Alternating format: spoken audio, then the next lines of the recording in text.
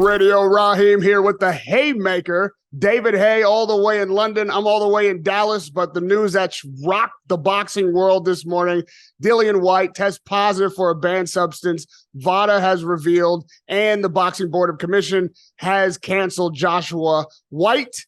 But on August 12th, something has to happen. So first, the man who's been in the ring, inside, on the side of the ring for so many huge fights, we've got to get your take on this. David, what do you make of Dillian Whyte failing this test and the fight being canceled? It's funny. I got a call from Derek Chisora about a week ago telling me this exact thing would happen. Derek told me a week ago that Dillian's going to fail a drug test. What? I thought I didn't pay much mind to it.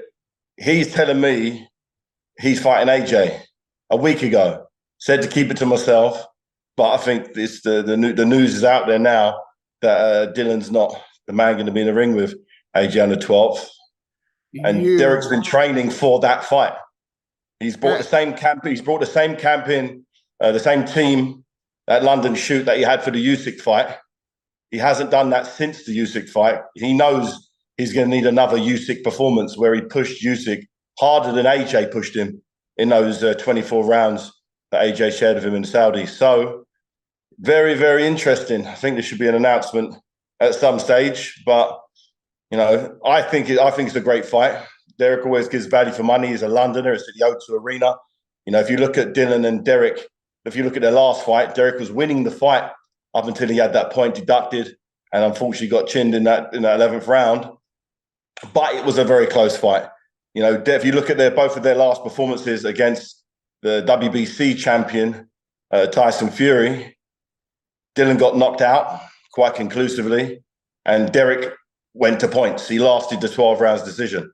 You know, so I think it's a great fight. It's a great stand-in fight. You know, obviously everyone was hyped up for the rematch with Whyte, but you know, and another thing as well, innocent until proven guilty.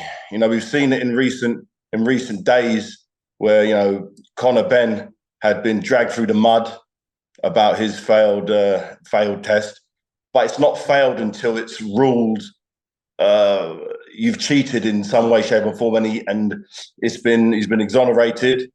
So let's not jump on Dillian just yet until all the evidence is in. You know, look what happened when he fought Rivas. The same thing it seemed to happen with Rivas before the fight. There was an adverse finding, transpired. It wasn't anything to worry about. But this time, I think because of the heat surrounding drug testing, the promoters don't want any part of it. They don't want a fighter getting in the ring with an unfair advantage, potentially damage may be done. Are they then an accomplice to murder if a fighter is, if the worst does happen? So everyone's being super careful. But somehow either Derek's got a crystal ball or he knows something. He knows some very, very high up, interesting individuals in the drug testing setup. But he knew he was as confident as anything that was happening. Well, but I didn't pay much mind to it. Even Eddie has admitted in past fights that they have somebody waiting in the wings just in case, which is responsible to the ticket holders and pay-per-view purchasers of other fights. I've said it like first thing this morning, many years ago, Joshua Chisora was a fight that they were trying to make. I think the money split was an issue, so it didn't happen. And then people think because they're friends that they wouldn't fight each other. What do you make of that? Listen, the friendship, you can put the friendship to one side. You know, boxing is a sport. You know, I've fought my friends before. You put, just like if you played football with your buddies, or you're always going to try your very best, whether it's your buddy or not. And, you know, both AJ and Chisora are warriors. Both of them have proven it time and time again. They let their hands go. They go out there and give their best. And I think it's a nice fight. You know, Derek sparred with him in the past. He said he's done great against him.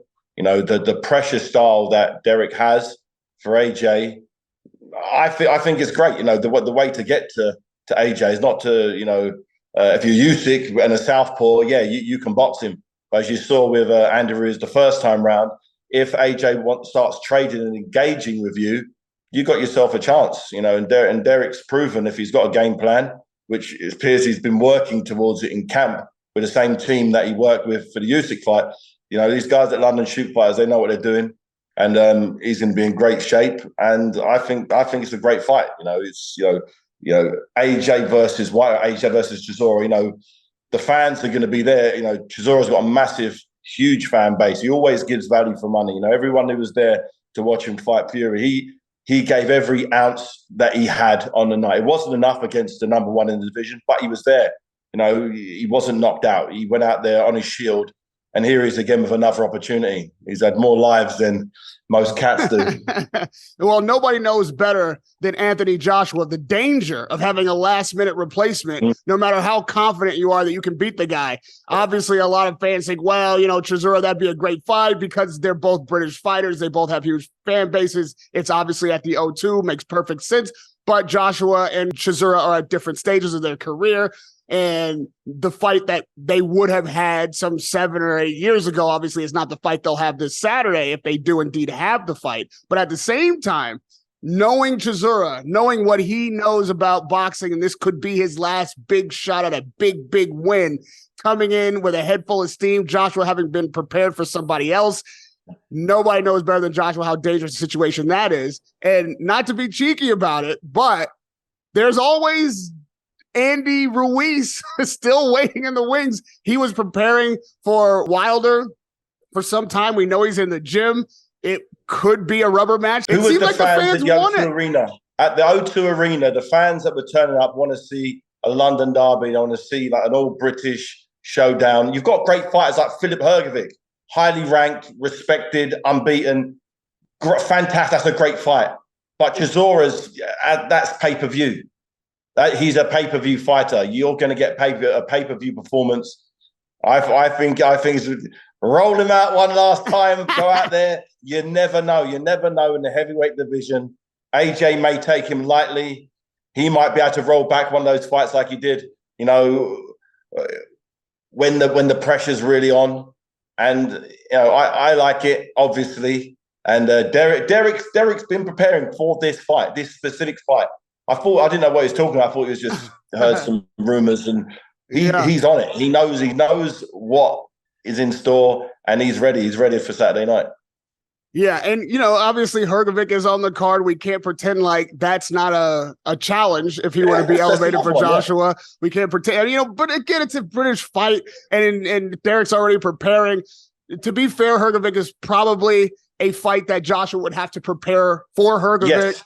And sure. Have a camp for Hrgovic, and to take this fight on that kind of short notice, especially with Wilder waiting in the wings, would be incredibly brave, but probably not wise. David, you and I are mates. I know the kind of condition you're in. I know what you're still able to do in the ring. I seen you sparring even recently. When that phone rings, don't you dare accept this fight. I want you. Derek can have this one. Let Derek have this one. I want to keep chatting about the fights pre and post fight. Don't you dare climb in that ring. I know you have the ability to do it. So I'm telling you, no. Radio Rahim with the haymaker, David Haye.